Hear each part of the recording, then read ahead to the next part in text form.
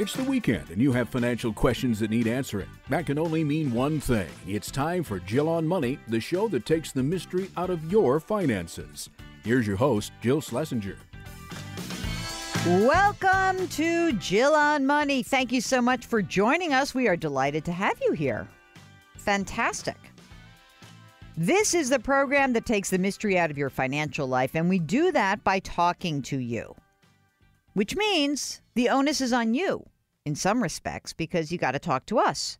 So you can contact us a couple of different ways. You can send us an email. We like that way the best. The email address is askjill@jillonmoney.com.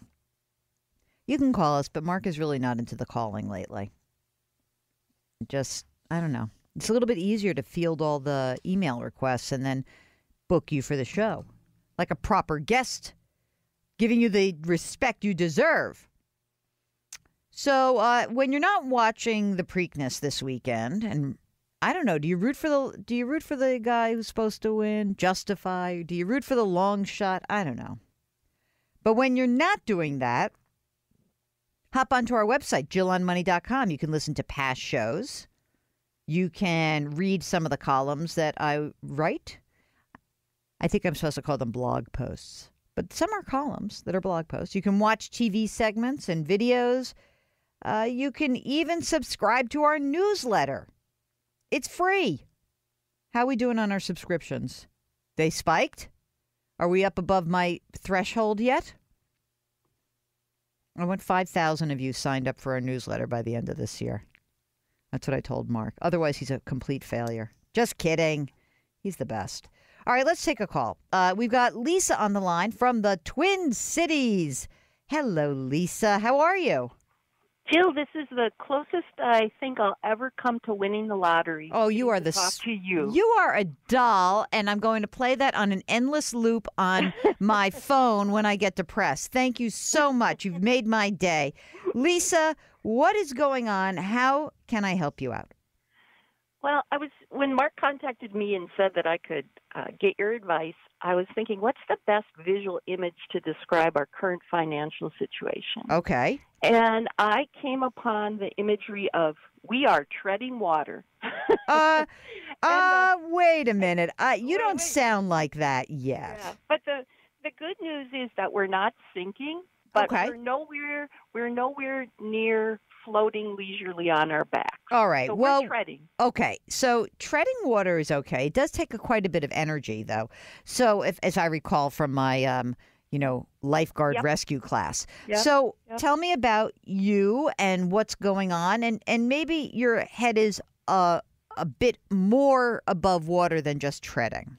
Yes. Well, my husband and I are in our late 50s, and we have our nest egg is all in our IRAs that are held at Vanguard, and then we have our 401k, and I get a SEP IRA at my office. Okay. And approximately, I'll say $700,000 in the Vanguard IRAs, and we're the type that just set it and forget it. We don't look at the market. We don't worry about it. It's like pretend money to us. You know, it's not there. And then we have about another $80,000 in our current 401k. Mm-hmm. But that's really it. And in terms of when I hear callers, call you up and say, "Well, I have all this extra money to invest." Well, we don't because we have twins that we're putting through college right now. Oh, come on with the twins. Are they identical or fraternal? No, fraternal, a boy and a girl, and it was late in life, my advanced maternal age, and we had two at once, and it's been great, but that takes a lot right now, and people go through this all the time, and basically with college what we're doing is the majority of the tuition's coming out of our earnings, then we supplement that with what we put away in a 529 plan, and the kids are taking out federal loans, but we all have skin in the game that way. And but that's pretty good. That sounds pretty good. And what year are they finishing up right now? Yeah, they just finished 2 years, and my daughter should be done in 2, and my son maybe a little longer. What's up with these boys that they take those 5 years? Well, I have to. In his defense, though, he's been living at home with his mom and dad and going to community college. All right. So, okay. He's off the okay. hook. I got Yeah. you. Okay. So when you think about this nest egg that you have, Yep. and let me ask you a sort of an overriding question. There's not a lot of extra money to put away, but Right. are you maxing out your 401k and your SEP IRA at this point? No. Okay. What we're doing is we're putting enough in there. We're putting about $16,000 away in that a Okay. year, and That's good. to make the matches. You Okay. know, we make Yep. our matches that way. Mm-hmm. And so, okay, so you know what I'm going to be doing with, and it's about a third of our income that's going to college tuition. How much you roughly. guys make together? Yeah, about $196,000. Okay. And so really quick, when I married my husband, he was going to college, and I worked in a faculty-like position at a major university in the area. Mm-hmm. And I didn't know it at that time, but when they took out 2% of my salary, I mean, I knew about it, but I didn't appreciate it. They put in 13%. Oh, my gosh. So from the time I was in my mid-20s to my mid-30s, until I had the kids, I got a nest egg that really, I'm a poster child for the power of compound interest. Mm-hmm. Because when I look nowadays and I think, wow, look how big that number is. Yeah, that's a Yeah. real number, almost $800,000. That's a Yeah, pretty yeah. big number. How much do you think you guys need to live on? Just, give a guess on a monthly basis Yeah. without the kids. Yeah, without the kids, I mean, basically, when you think about it, right now we're living on 60% of our earnings. Mm-hmm. I mean, we're not living luxuriously, but we're living on 60% of what we make, because a third of it goes to the kids. Mm-hmm. So 10 grand a month about is what you're saying? Yeah. Okay. Yeah, I mean, even less than that. I mean, right now we're netting about $9,000, and $3,000 of that goes to tuition. Oh, so you think 6 grand a month? Okay, so you're saying, I'm saying I was doing Right. pre-tax. Okay, so 6 grand a Yep. month. Okay, and you plan to work how much longer? Would you guess? You said you're in Yeah. your late 50s. Yeah, so what we're thinking is another 10 years working full time. And then, when I say that, we can each do gigs or contract work after that. Mm-hmm. So when we're 67, I think we'd like to be done having a boss per se and being part of an office. But we can make things work until we're 70, because that's my goal, is that we wouldn't tap Social Security until then. All right. Hang on one second. We're going to do a quick break. We're going to come back to you. I want to just run some quick calculations during the break. And then when we return, we're going to hear more about what is going on for Lisa in the Twin Cities and how she's going to manage that retirement planning. You're listening to Jill on Money. You can reach us by just sending us an email. Ask Jill at jillonmoney.com. We'll be right back.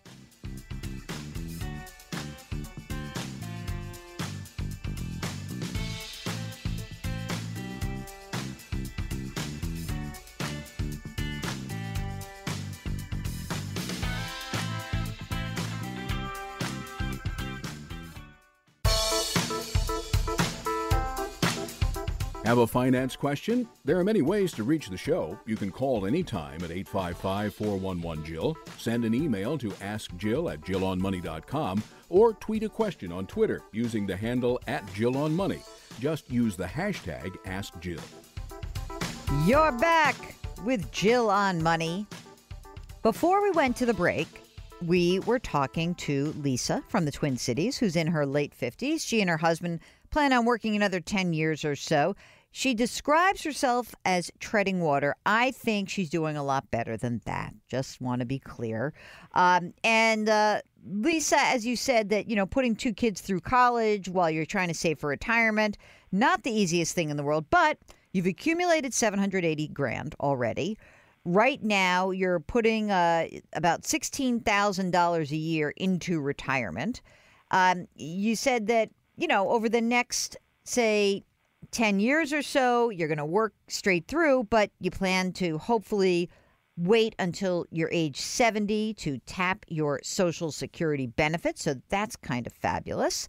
And I guess that the other piece of this is that, at some point when college is done, you may be able to put in more than that, what you're putting in now, $16,000. But here's what I did. I went to a nifty calculator on the Securities and Exchange Commission's website, and I just thought it would be kind of fun. I said, "Oh, let me go look at this and see, how you're doing, essentially." Mm-hmm. And when I run that number, it's kind of cool. And again, it's when I look at 10 years from now, you should probably have somewhere close to like $1.6 million, one and a half to 1.6 million, depends on how you do in the markets and et cetera. Right. Right. And you say you need $6,000 a month. Tell me what the Social Security benefit estimate is for you guys at age 70. At age 70 would be about $6,000. Okay. So that's pretty great. Yeah. I think that you guys are in really good shape because what happens is that, essentially delaying that Social Security is an amazing thing. As you know, the money just compounds. You get that extra 8% annually. It also allows that money that you've set aside to grow more. And, even at 1.6 or so, that's like 48 grand a year. So if you look at your Social Security plus the money that's throwing off from your portfolio, you should be fine. So I know you feel like you're treading water.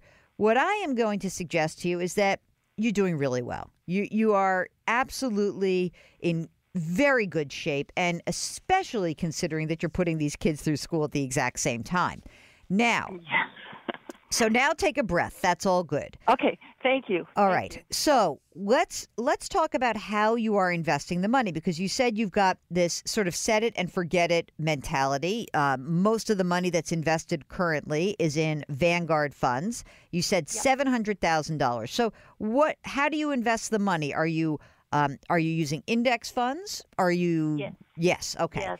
And what's the breakdown? Yeah, the breakdown, and that was the next question, Jill. So the breakdown right now is 70% equities, 30% bonds.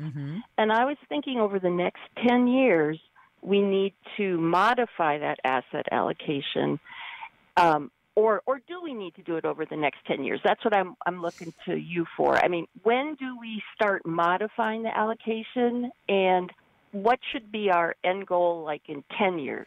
So tell me a little bit how you guys have felt when markets have gyrated, because part of this is about your feeling, and part of it is the reality that you can't afford to lose too much of this money because we need you to be able to count on it for income. Right. So in 2008, I would get those statements. It was still coming to me in the mail, and I wouldn't even open them. I just kind of tore them up and threw them out because I thought, I have no control over this. So I'm just going to let it be. So that's kind of when I say that we kind of pretend that money doesn't exist. That's kind of our mentality in terms of that's not real money right now. But of course, in 10 years, you'll feel quite differently because it will be real money. So Mark is screaming and jumping out of his skin thinking that you should. He wants you to reallocate right now. But really? And I'm going to give you both sides of this. First of all, I think that if you were to just go to 60-40 now, there would be pretty much no downside. I mean, if the market kept charging way higher from here, you'll miss some of that upside. But you know what? If we do, we'll get another downturn. It'll happen at some point. And in that respect, 60-40 is probably more of a set it and forget it kind of portfolio. 70-30, it'll catch your attention if in 2 years the market's down, and you had $1 million, let's say.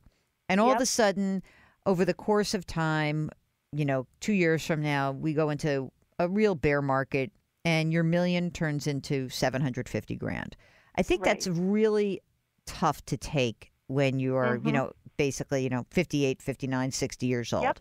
So Yep. I agree with Mark that, like, look, I don't think you have to do it right this second. What I do think would be really important for you is to figure out how much risk you really want to take. If now you're like, you know what, I really do want to have set it and forget it. There's the downside of going to 60-40 immediately would be that the market keeps rising and you call me up and say, remember when I said I thought I hit the lottery by talking to you? What I didn't realize, I just hit 3 lemons on the slot machine.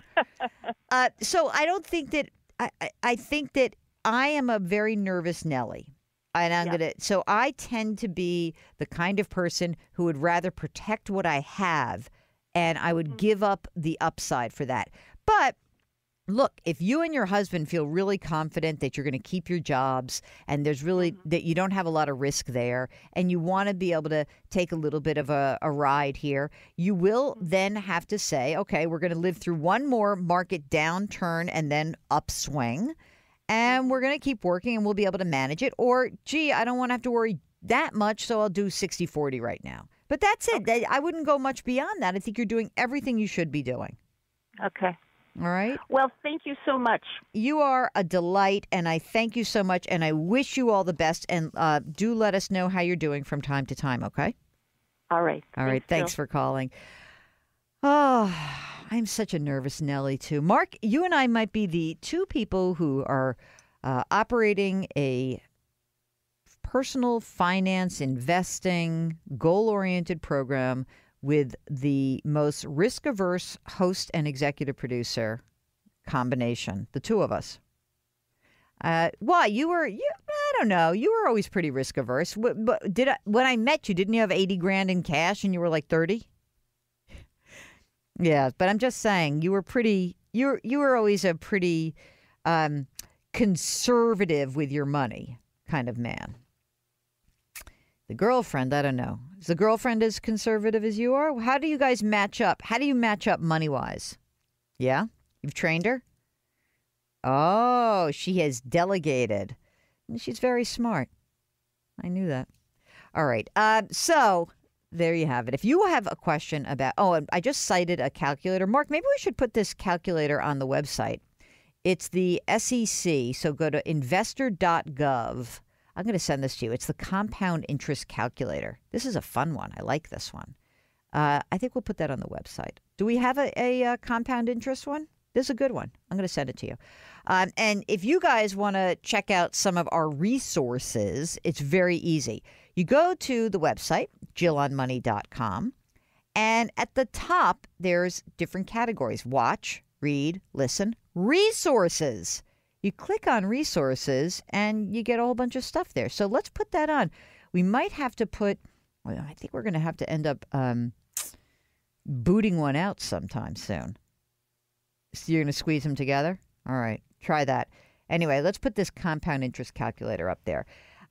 And while you're on the website, go and register for our newsletter, which drops every Friday. I see that we have an orphan. Maybe it's just on my screen, but the word newsletter is hanging out by itself on my screen. Does that happen on your screen? I'm always trying to make the website better just by nudging Mark. Anyway, you're listening to Jill on Money. Give us a holler. Our email address is askjill@jillonmoney.com. We'll be right back.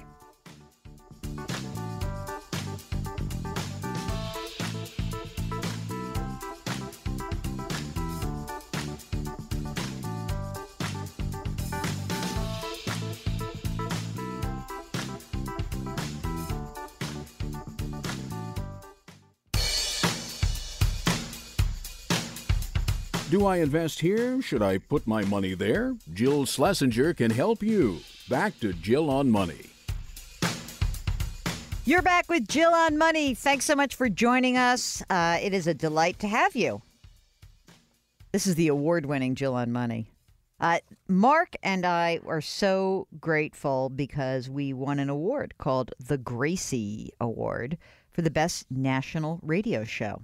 And so that's because of you guys. You make it happen. Cool? It's the best. All right. Let's do some emails. I owe that to you. If you've got a question, send us a note. You can reach us very easily. Ask Jill at JillOnMoney.com. Maureen writes that wants to have, oh, this is nice. She heard your program. I heard about your program today, researched your background. It's impressive. Not that impressive. But thank you. Okay. From whom does an almost 78-year-old widowed grandmother in good physical shape seek expert professional advice regarding real estate, refinancing a mortgage, selling her home, producing 2-apartment income, paying off 2 credit cards, enter a car lease of the options without paying a high price when on a fixed income? That's a lot. My experience so far has been dismal. Unless one has a large stock portfolio and substantial monthly income, they are disinclined to offer services. I understand completely. Are there services available for senior citizens, perhaps retired financial consultants offering their expertise for a small sum, possibly a volunteer program to help with recommendations, suggestions in resolving the angst of what to do at this time in my life? Sincerely, an anxious retiree desiring to live out her remaining years, hopefully in joy and tranquility.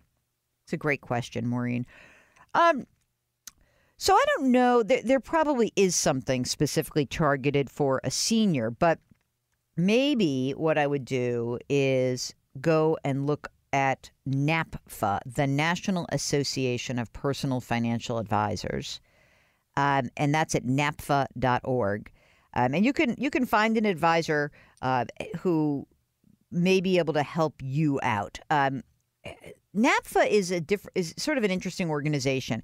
This is a place where to be a member, you have to be qualified and credentialed and smart and all of those things. But you also must be a fee-only planner, meaning no commissions, no nothing, only a fee.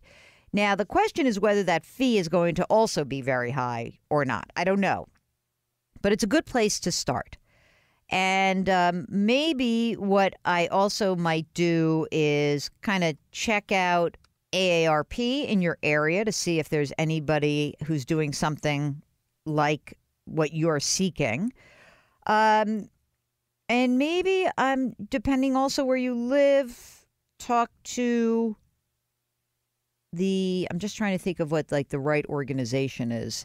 Because, I mean, you need advice and you need it for a decent fee. And I guess that depends really, what kind of resources are out there. You're right. It's just there's not an abundant amount of resources. There are other networks like there's a network called XY Planning. Right. And this is the XY Planning Network is also fee only advisors. But they say it's for Gen X and Gen Y. I wonder if you might be able to talk to somebody at XY who would help you out, even though you're a little bit beyond the XY.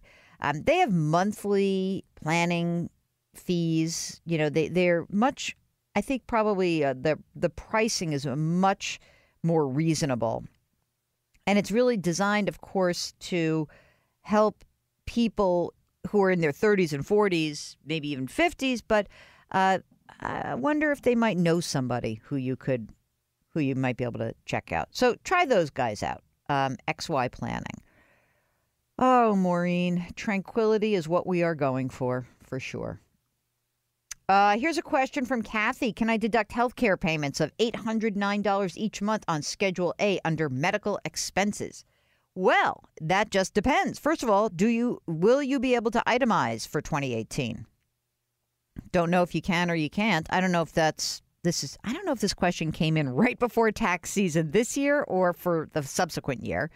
So if it were, anyway, it doesn't matter because actually for tax year 2017 and 18, if you itemize, you can deduct your medical expenses as long as they are more than 7.5% of your adjusted gross income.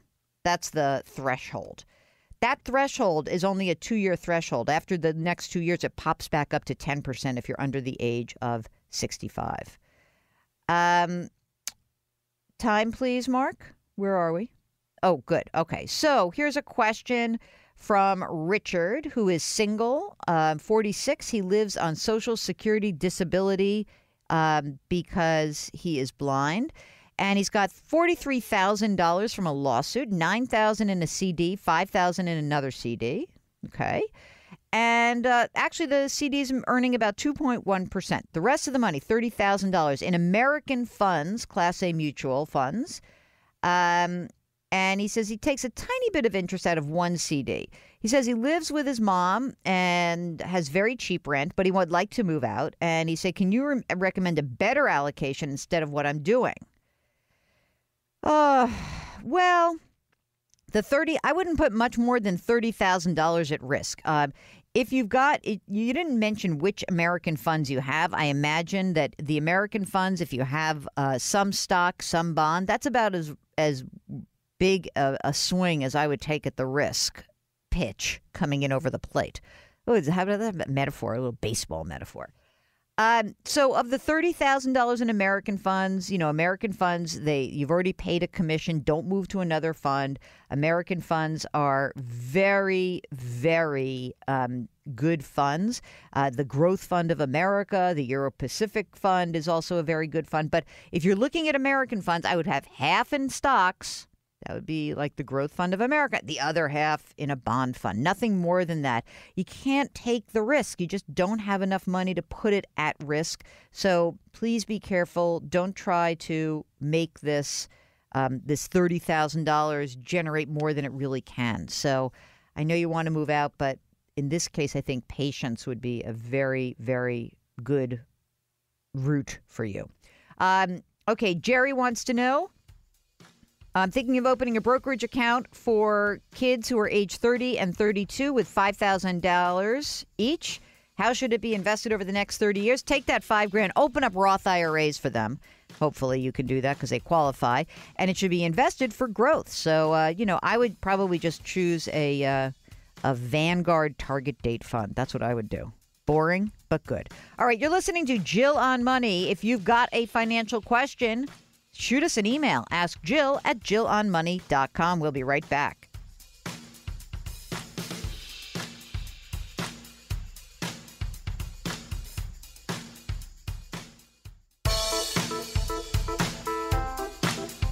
(855-411-JILL). That's the number to call to have your financial questions answered. Back to Jill on Money with Jill Schlesinger. You're back with Jill on Money. If you've got a financial question, we'd love to hear from you. Our email address is askjill@jillonmoney.com.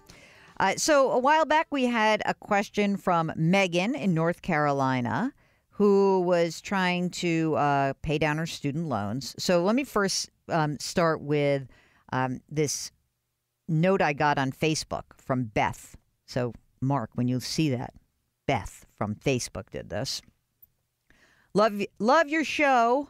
Why didn't you recommend to Megan in North Carolina to get a second job to help her work on getting her student loans down? Unless I missed something, another job or a side hustle wasn't even mentioned as an option. Maybe she could find something to use her art history education, a part-time teacher, write a book, articles on art, anything that would help pay for that loan. Seems like that would also show her mom that she was being responsible.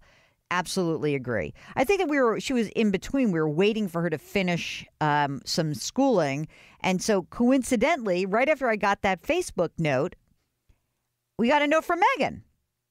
So she spoke to her mom about, helping her out a little bit. And she said, Mom understood my predicament. She'd love to help. She is preparing for her own retirement in 7 years. She's got 2 mortgages to pay off during that time. Most of her wealth is in investments as well. So she said it'd be hard to transfer that into cash without major penalties. However, she said she may try to pay some of my loans and have me pay her. So that's a start. I'm more optimistic now because I have completed my coding boot camp and a swarm of job offers are coming at me. Woohoo! I'm psyched. I'm confident I'll have a decent income soon so I can dedicate a large portion of my paycheck to loan repayment. On that note, since my loans are substantial, should I concentrate all that extra income after my bills to paying them?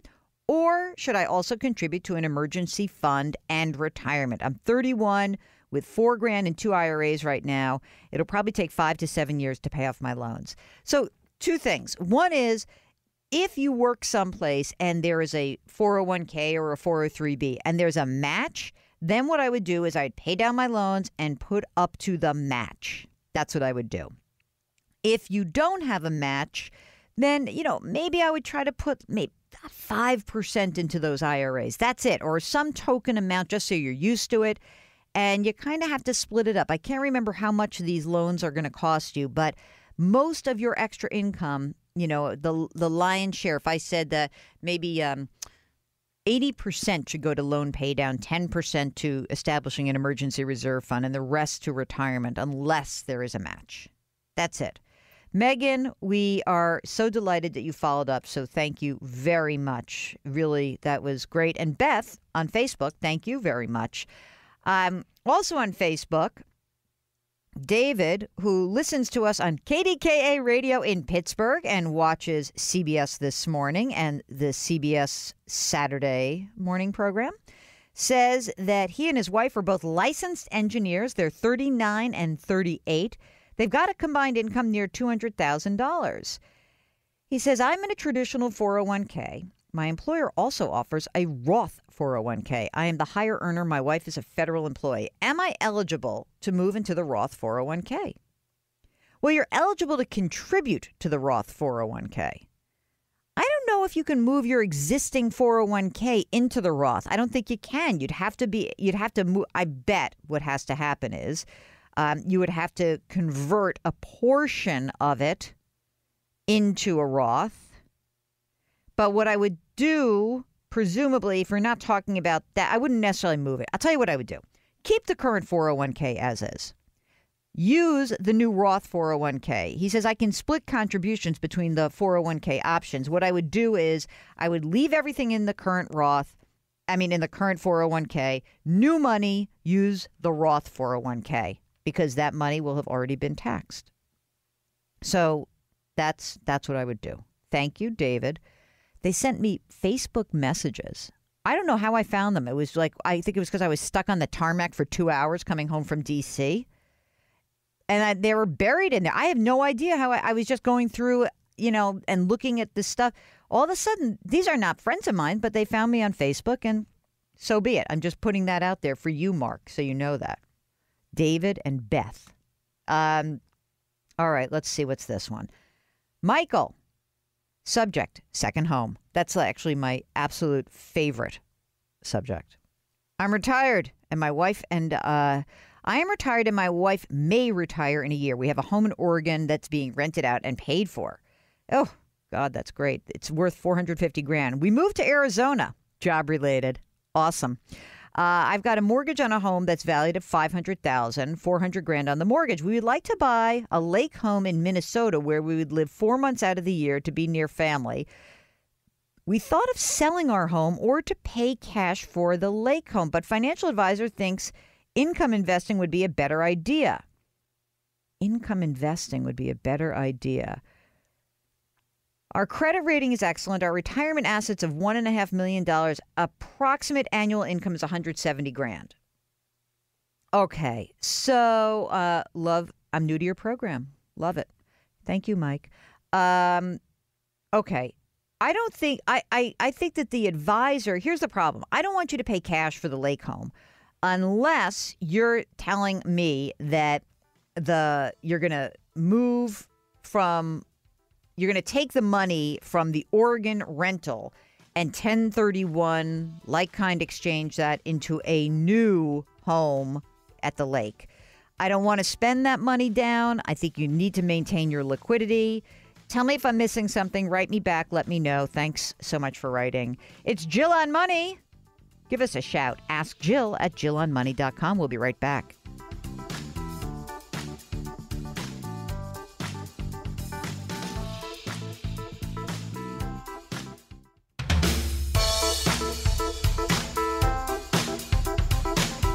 You're back with Jill on Money. If you've got a financial question, a money question, a real estate question, what other kind of question could there be, Mark? Summer travel question?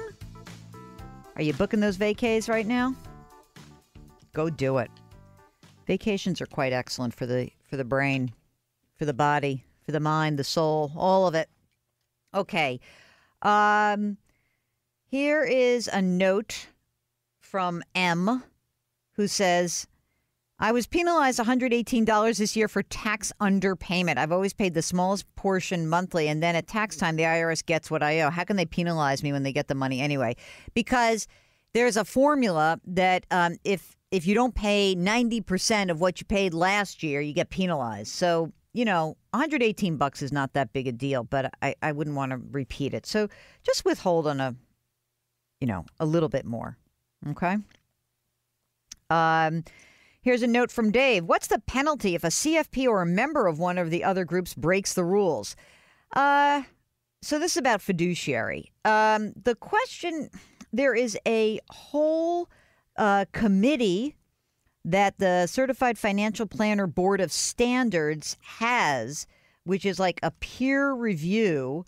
And so what they basically do is they don't necessarily, they don't have like investigatory power. Like they're not like SEC or FINRA that can come into an organization and say, oh, we're here for our normal supervisory visit.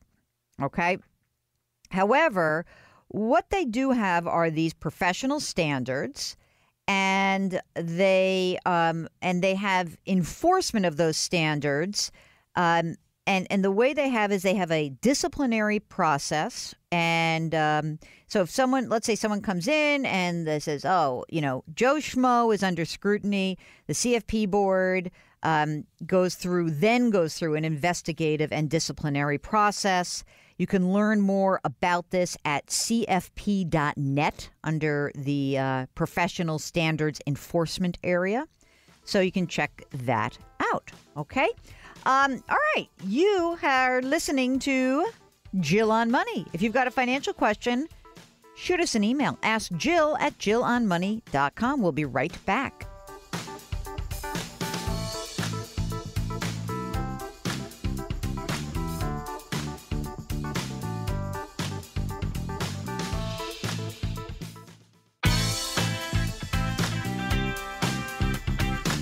It's the weekend, and that can only mean one thing. You're listening to Jill on Money, the show that takes the mystery out of your finances.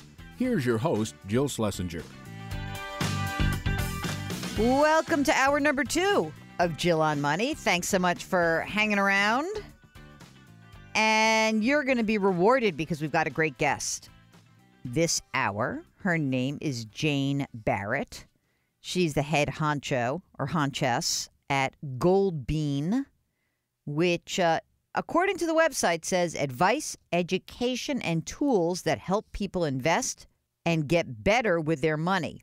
Kind of like that. Here's the most interesting thing. I met Jane, one of the who was the founder and currently is the CEO of GoldBean, when she was on a panel that I moderated for LinkedIn. And I just found it captivating to chat with her, and she's really smart. And I think the claim to fame that the team at GoldBean makes is that they really don't look or think, and they pretty much don't like most of the financial world. They say they're a team of engineers and marketers and financial compliance and data people. So let's hear Jane's story. It's Jane Barrett from GoldBean here on the Jill on Money Show. We must first of all hear about your accent, where you come from. I'm technically a New Yorker. I've been here 14 years. Come on, we all say that. I'm Australian. And where in Australia? I was born in Melbourne. Okay. I left not long after graduation, spent 7 years in Asia, and I've been in the US for 14 years. What did you do in Asia for 7 years? So I was in the very early days of the digital world, building websites, digital advertising, digital marketing, working with Fortune 500s. So I worked on both the service provider side in agencies and also in-house for companies like Gateway back in the day. Remember Gateway? Remember them? Wow. And what did you learn in those 7 years, and where in Asia did you live? So I started out in Malaysia, moved to Singapore. Wait a minute, I'm just looking at this very pale skin, red hair, strawberry blonde. You must have stuck out like a sore thumb. Definitely a little. You didn't blend. I did not, but I loved it because Malaysia is a very diverse place. There's Malays, Indians, Chinese, everyone works together. They do have a long history of colonialists coming to town. So, but again, I was very young, and as a woman, it was a little easier to at least get my work done. Interesting. Rather than, be seen as the imperial ruler. Okay, so Malaysia to Singapore. Right. Very clean. Very clean, very different from Malaysia. Loved living there. I ended up getting a great opportunity in Hong Kong, so I didn't stay in Singapore that long, but it's a wonderful place. As my boyfriend at the time and now husband said, this would be a great place if, you had a very settled life and a bunch of children. Yeah, right, because it's lovely. It is lovely and clean and easy and... not exactly like Hong Kong, which is like bustling and dirty and exactly. smoggy and fun and great to be an expat. Yes, exactly. Did you live in that part of? Did you live in that part of Hong Kong where all of the expats live? I did not, and I've deliberately done that. And I lived in London as well when I was younger, even. But I've always shied away from sort of the expatville. Like, what's the point of going to another country if you just surround yourself with Australians, for example? So I did not. I lived in Causeway Bay. Oh, interesting. Busy Hong Kong shopping. Did you learn the languages of these lands or not really? I could learn enough to eat and get around in a taxi. And yes, I was able, fortunately, my husband speaks Mandarin. And so that was a very, an easier way to get around. But for the most part, everyone speaks English. What brought you to the U.S.? So it was work initially. I actually came here when I was 18 years old as a swimming instructor to New York City. Of course, she's Australian. She's got to be a swimmer. A great swimmer. Mm-hmm. Let me just look at your feet. They don't look that big. They're pretty big. All right. Like 10. So I came here at 18. I was like, oh, this is my home and these are my people and I want to be here. But I don't want to come back single or poor, which I was both of those things at 18. Okay. So I'd sort of worked my way around, had always had the goal of coming here, and then with my work in Hong Kong, got the opportunity to transfer. And so when you were here in New York in the U.S. in the beginning, still doing sort of the digital universe, right? Exactly.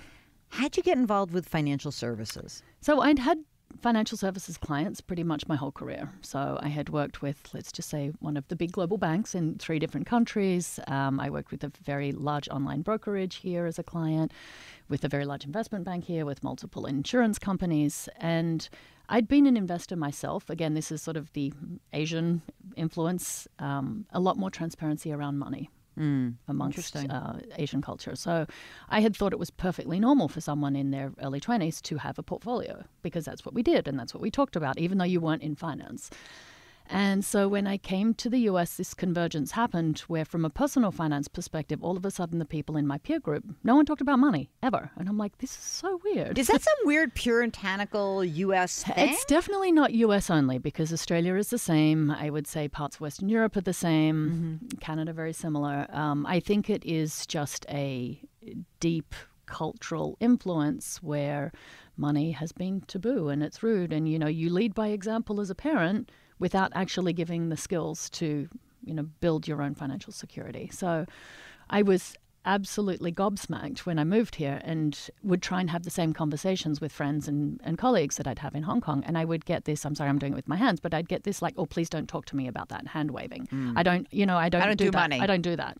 I was like, I was a boss. So I was like, you earn $300,000 a year. I knew what everyone's salary was. Right. I was like, what do you mean you don't do money? Where does it go? Oh, and some of them would say, well, I have a guy and they take care. I'm like, oh, great. Guy. How's it going? How are they doing? I don't know. Or then I would get the people earning significant money asking for a raise because they couldn't pay their bills. And I'm like, wait, what is going on here? So that was sort of the convergence between the personal and the professional. So I had become an unofficial advisor to the people around me. I'm like, I learned by doing. I learned on my own. I was never exposed to financial services outside from my client base. And I thought, I can actually really help here. And I would give this very inspiring speech around, you know more than you think you know, especially for people in the marketing world. They actually have a front row seat. Right? I was like, you know more than most Wall Street analysts. The price, the competitive situation, their people, their plans. I was like, talk to me about the competitive nature of your client. And they could talk for hours. And I'm like, so if you could pick one of those 8 companies, which one would you invest in? They're like, oh, I couldn't. I don't. I was like, wow, interesting. So it was just sort of this conceptual leap on a personal level. And then on a professional side, I was that agitator on the other side of the table saying, why don't you all just change your tagline to give us your money boomers? Because clearly that's all you care about here. So this is it. Financial services across the globe. The new tagline is give us your money if you have some. If you have some. Just and enough. Because really we don't want your small accounts. No, we don't want you. And we don't want to people, help you. Under 250,000, you guys really don't count. Actually, we don't even see you. So it's easier, right? We can just put you into our call centers. Yes. And so if you have more than $250,000, you're still accumulating. Yes. You're not withdrawing, because I also don't want you if you're withdrawing assets for a while, right? No. So I need to have 250,000 and maybe even $500,000 for a lot of the big wirehouses. And then they all go after the exact same people, right? And they all have these glossy, lame ads because there's a woman. And there's silver fox hand in hand on the beach. Right. Or then there's like, oh, well, no, this is your family. And now we're doing it like multicultural families. And we care about your multicultural families, don't they? If you have $1 million. If you have $1 million. And we can charge you for that. Oh, yeah.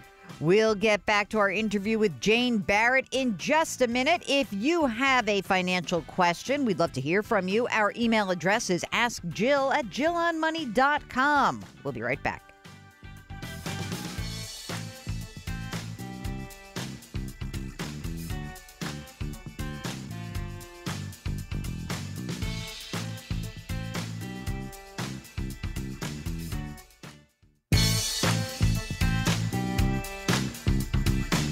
Back to Jill on Money, where Jill Schlesinger helps you take the mystery out of your finances. We are so happy you're with us. It's Jill on Money. Hey, have you checked out the website, jillonmoney.com? You can sign up for our newsletter. It's free. And you can also subscribe to our podcast, which is called Better Off. Hey, just before we get back to our interview, have you been feeling like the robocalls are just going bananas lately? I do. And which led me to actually create a segment for television. You see, this is what we do. We encounter things in our own lives and then I put it on TV. Anyway, come to find out that I wasn't crazy. The volume of robocalls has skyrocketed. 3.4 billion calls in April. It's up by 900 million from a year ago. But here's the cool thing. I found a couple of resources I wanted to share with you. First of all, obviously, do not answer a number that you don't know. Just don't. Use your phone's do not disturb mode so you only get calls from people in your contact list. And then download an app called YouMail. It convinces robocallers that your phone is out of service, and then the robocaller gives up, which I love. All right, that's your little bit of useful daily advice. Now we're going back to our interview with Jane Barrett. She is the CEO of GoldBean. So what exactly does GoldBean do, and what did you want it to do?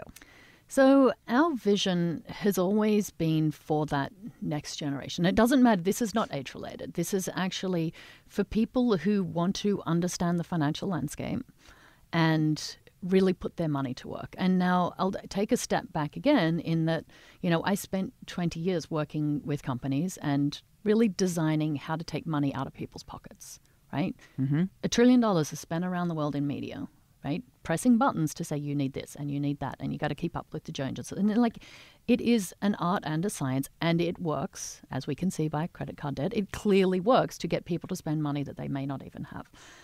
And so when you counter that from a financial services side, what do we counter it with? You should have a budget. You should pay down your debt.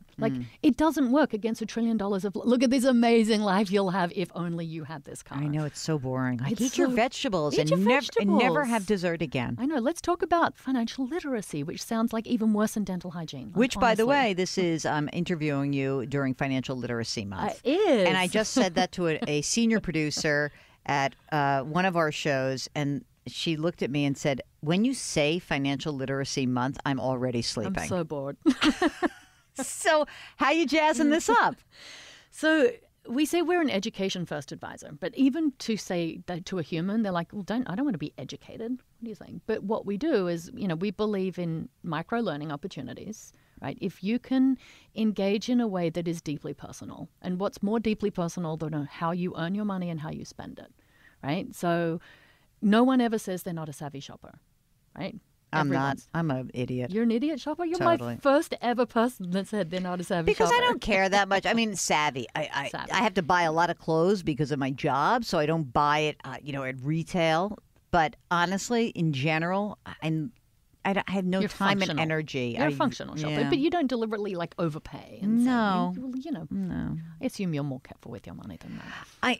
I guess I am. I think that, first of all, I'm very fortunate in that when we look at sort of how we spend money, we kind of laugh sometimes and say well, it's amazingly consistent. But I am lucky enough because I've saved enough and I actually have enough that I don't have to micromanage. I would never be the person who's like, if I didn't buy this MacBook, I could buy a much cheaper PC that'll probably do exactly the same job. I'm like, yeah, but this is pretty. It's beautiful. Isn't it? Of course. And Apple has done a magnificent job. They've sucked me into the ecosystem. Let's All get of back us. to your GoldBean people. So Education first. education first, but really bringing it back to you as a human in the world that goes out and spends money. Okay. Right? So when a regular investment advisor talks to a human being, what do they say? You should have a mutual fund. You should buy low-cost ETFs. Let's talk about an index fund and just track the market. To which humans are like, I don't know what you're talking about, and it sounds boring and terrible, right? Again, it's vegetables. What we lead with is show us where you shop. Let's just see where you shop as a starting point, and let's just see how those companies are doing. So as sort of step one of education, we'll show you your transaction history. We work with a great company called MX that does a great job of categorization and cleaning out all your data. And then here are the categories where your money goes. Now, here's a pie chart of all the private companies where your money is going, right? And here's the public companies where your money's going. And especially for people who are they want some transparency. They may be mission driven. We do have people saying, well, this is no good for me because I only shop at Etsy and mom and pop shops because I don't believe in big corporate America. And then you show them their pie chart and they're like, oh, right.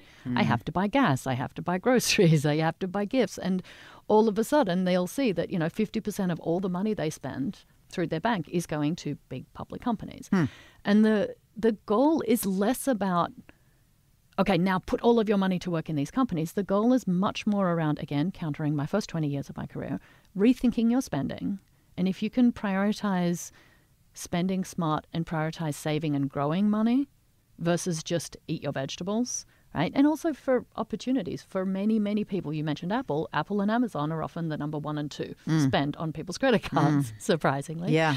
Or not surprisingly. And so all of a sudden they're like, oh, my spending is making shareholders rich.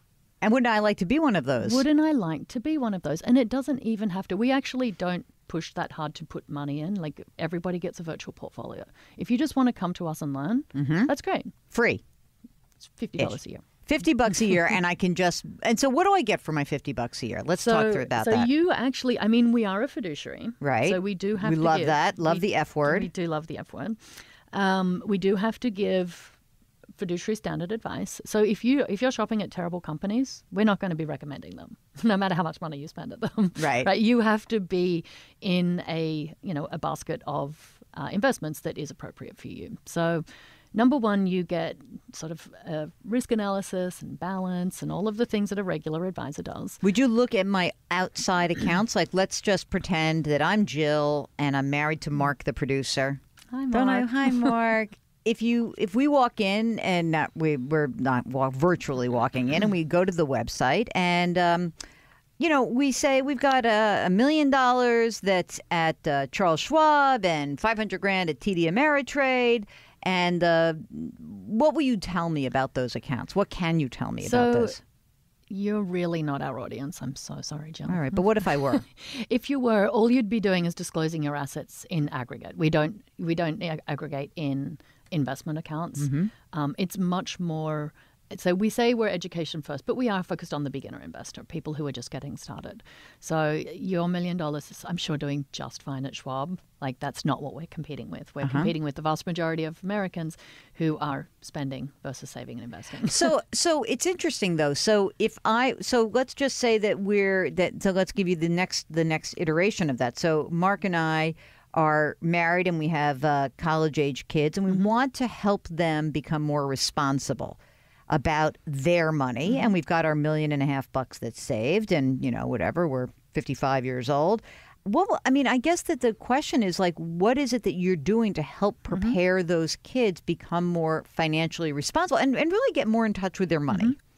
So it's actually a great use case in that for people who are starting out, the single best thing they can do for their financial health is have good habits early. Spend less than you earn, put some money away, and then put it to work. Number one is giving people a ongoing educational experiences. But again, we don't call them educational experience. We send out emails twice a week, which is unheard of in the advisory world. What's going on in the markets? What's going on with these companies? Sort of general personal finance things. So it's this sort of drip feeding of information rather than the go read a book. Because if the go read a book version actually worked, and I know everyone's got a lot of books and, there's great information in them, but behavioral change comes over time. And I think that's what we're hearing back. We've had some clients now for 3.5 years. And my favorite feedback we get from them is people saying, I can't believe I didn't know what I didn't know. Right. And so it really is that, we're like a very informal advisor that's just sort of taking you on a journey. Okay, we'll get back to our interview with Jane Barrett in just a minute. While we go to the break, maybe you have a financial question that is burning you up. Just send us an email. Ask Jill at jillonmoney.com. We'll be right back.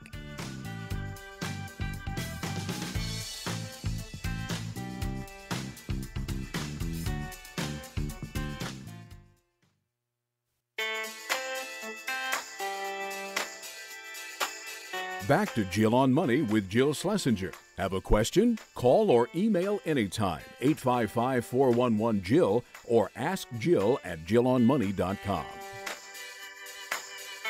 You're back with Jill on Money. And hey, it's graduation season, which is very exciting.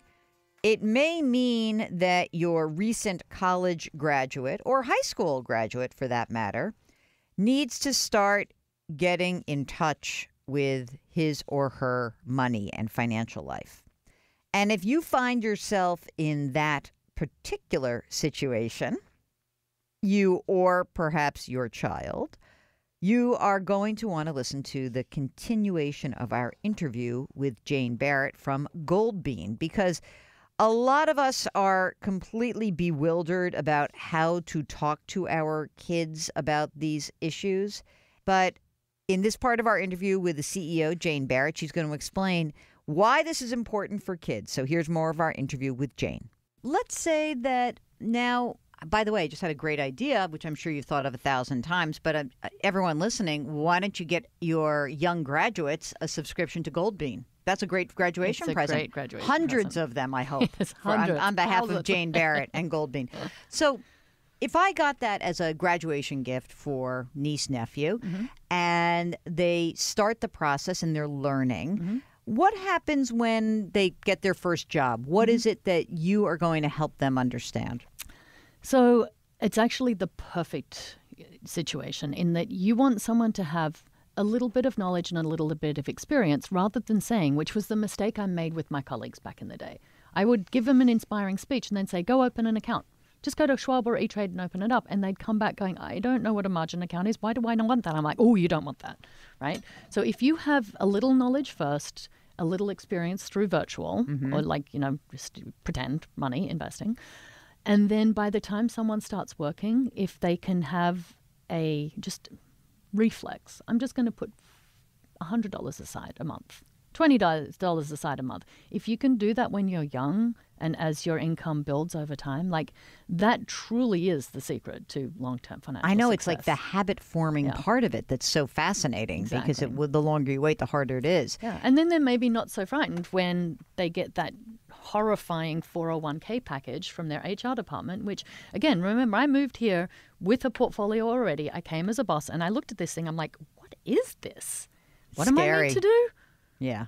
And they're like, oh, just pick a fund. I'm like, wait, but why and what are they and what's in them and what's the returns and but again, the boxes have been checked from a fiduciary standard, and for regular humans of the world that's horrifying. And so many young people just say, I'm not going to bother. I'll do it later. I'll do it in my next job. I'm not going to stay here so long. And that's a bad habit.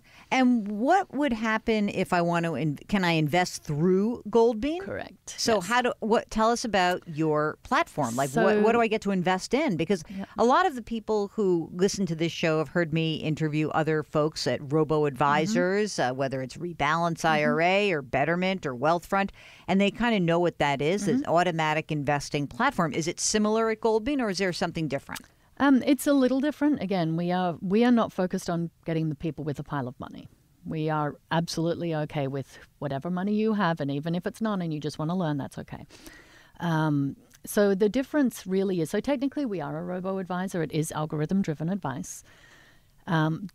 Big difference number one is you can actually buy stocks and funds. Like we will give a portfolio recommendation that at its core is still low-cost ETFs. But you can also buy stocks. And for many beginners, like they love their Apple. They've seen this be moving towards $1 trillion company. And by the way, even even though I'm not an individual stock picker, I would say that sometimes the best learning can occur when you buy an individual stock to watch it, good, bad, or otherwise. You do start to get a little bit more plugged into what's going on in the world. Exactly. And even if it's $100, $500, just that one action and having you plugged in and having you more emotionally involved, and that really is the core of our thesis. Is it's not an investment thesis of you should invest where you spend money. It's a learn how to care, like learn how to care about your money and see it grow and learn what the market and the rhythms of the market, because it is going to go up and down over time. And in your lifetime, you're going to see, as we've seen in the last 10 years, huge growth, and then you're going to see devastating losses, and then it comes back again. And the trick is going to be to how to withstand the downturns. You are a FinTech executive, financial and technology. What's the division between the fin and the tech in your business? Do you see it? So we actually have another whole part of our business. Given I spent 20 years with big Fortune 500s, we actually white label. We license our content and we license our software into financial institutions because, again, and that is very much a technology play. Oh, please explain the term white label, which I know. It is taking what we have built and making it appropriate for credit unions, banks, community banks. Under their umbrella. Under their umbrella. It does not say GoldBean. Joe Schmo Credit Union sponsored by GoldBean. Nope. Okay. It has it's very much in their look and feel, and it is a way for, especially for smaller banks. The big banks can invest all they like in all the technology they like, but again, the majority of people bank with smaller community banks, credit unions, and they don't have that same ability to go and build a big investment platform for beginners from scratch with a bunch of content. So we take our content and basically strip out all of the GoldBean and make it appropriate for those institutions. If I invest with GoldBean, where are my assets actually held? So Ally Bank is our partner. Ally Bank is your partner. And what does that mean? It means that if I am an investor, if I have an account at GoldBean and it has $1,000 in my Roth IRA. Yes, it's at Ally. It's at Ally. And will I get a statement that comes from Ally, or will I get a statement that comes from Ally with the GoldBean name on top? How does it look like? What does it look like? So all of your trading can come through the GoldBean platform, and we've very deliberately designed a experience that's much more beginner friendly. So for example, we have much more e-commerce cues like add to cart and check out rather than, adjust your portfolio. Rebalance. All of that. We stay away from all of that. But as soon as you click buy or sell or whatever it is, that order goes through in the back end to Ally. You do get statements from Ally, especially when it's tax time. But for the most part, all of the interactions through GoldBean. Okay, we'll get back to our interview with Jane Barrett in just a moment. Hey, it's 529 Day is coming up, May 29th. Need some information about college funding? Why don't you give us a shout? Send us an email. Ask Jill at jillonmoney.com. We'll be right back.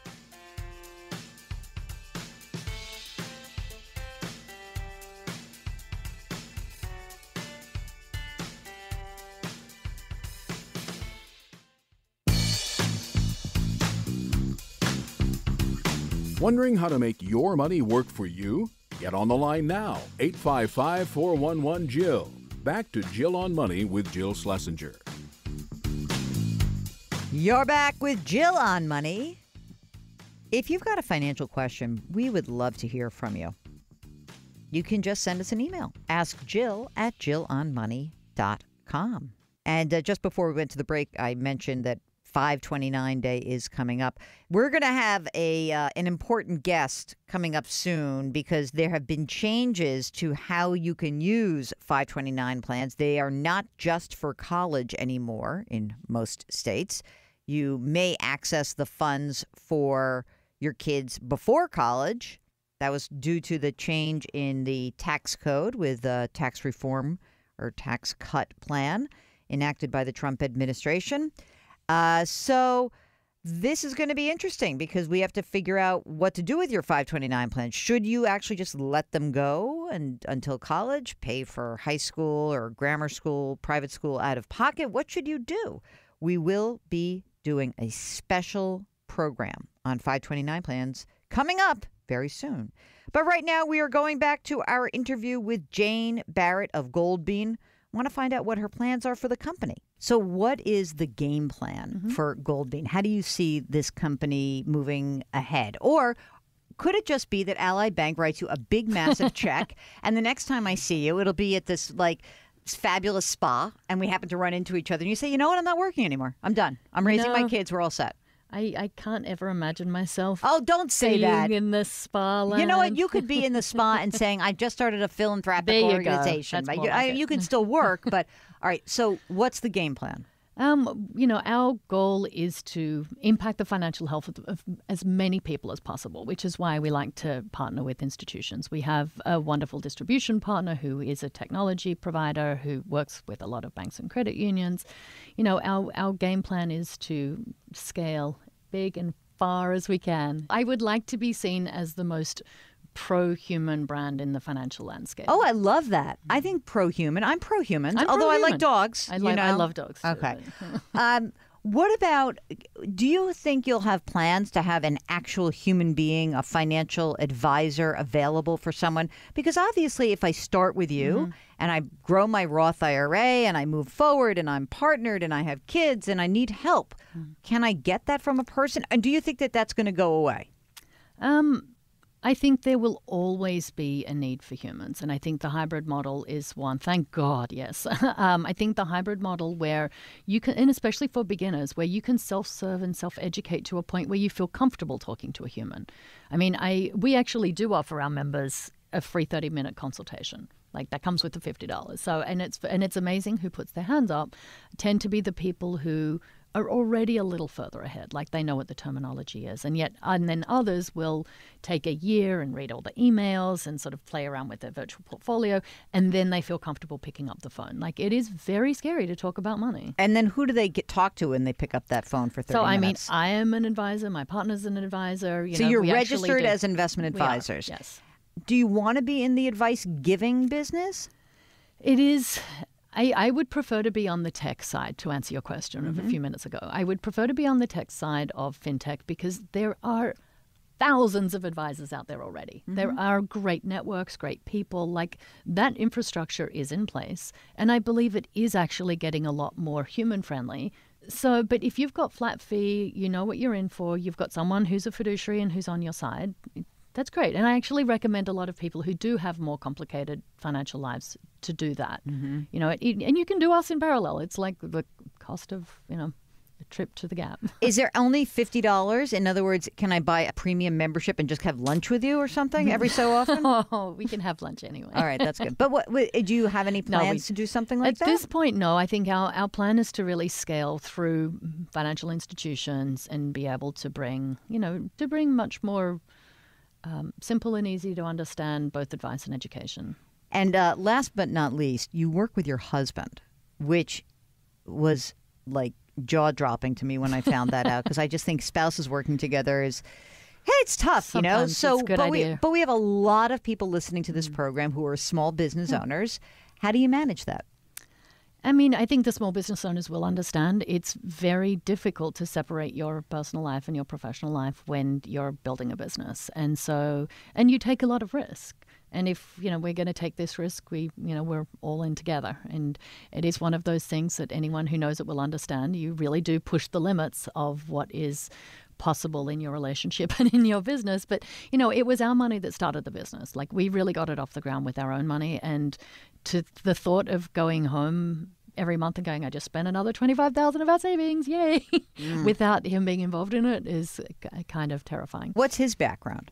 So he weirdly did start in financial services. Okay. So, he started in a brokerage, moved into sort of more corporate strategy. But, we have very similar paths. We actually met in Asia. So it's been a... Is he Australian or Canadian? Wow. I know, it's very confusing. Very for people. interesting. Before you go, what do you think is the biggest obstacle that you face right now? It has always been a very noisy environment in financial services. And, you have people like me in my former life helping big brands who are basically just trying to sell high margin products to unsuspecting people. Like, that is by far the biggest issue, is trying to pull apart what financial services is and how to help regular humans navigate it. Well, that's our interview with Jane Barrett. We want to thank her so much for joining us. If you've got any questions about GoldBean, just hop onto the website. It's pretty easy. Just go to hellogoldbean.com. hellogoldbean.com. When we return, we're going to finish up with a listener question. We'll be right back.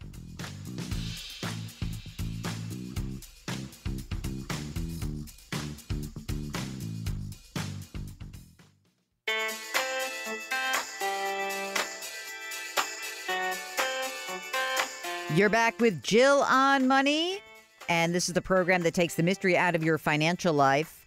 Before we end the show, we got a number of questions, I think, regarding refinancing and private mortgage insurance. This was after fielding a phone call, and I did write a longer article about this, which Mark will put in our show notes. I did it for my Tribune column, and so here's what you need to know. If you purchased your property with less than 20% down, now is a good time to see if you can eliminate that private mortgage insurance. That's the extra layer of protection for the lender in case you stop making payments. To remove the PMI, you have to demonstrate that you have at least 20% equity of the original value of your home. Original value, not what the current value is. But the thing is that, again, if the equity in your home has increased because prices have gone up, or you've made additional payments that reduce the principal balance of your mortgage to 80%, you may want to give a holler to your company, your mortgage holder or servicer, and you can do a number of things. You essentially make the cancellation of PMI request. You put it in writing. You got to be current on your payments and have a good payment history. You have got to prove that you don't have any other liens on the home, and you may have to get an appraisal. $500-700. You want to just contact the company to make sure that this is all well and good. And if you do have an FHA loan, the process for removing mortgage insurance is different than for conventional ones. The best bet is contact your lender, ask them what they require to drop the insurance. So that is the PMI conversation. I think this is really maybe the upside of rising house prices. You may be able to get rid of this PMI. And that, to me, is a pretty darn good and subtle way to bring more money home every single month. You know, because, again, PMI gets lumped into usually to your monthly mortgage payment. Oh, and by the way, one other thing I should note is that companies are supposed to automatically remove it when your loan to value gets to 78%. Doesn't happen so quickly. So check it out. Mark's going to put a link to this column in the show notes. Thank you for listening, and we hope to hear from you. Ask Jill at JillOnMoney.com. Any information, anything you missed, just go to our website, JillOnMoney.com. While you're there, sign up for the free newsletter. Thanks to Mark Talercio, the best executive producer in the whole wide world, and we will talk to you next week.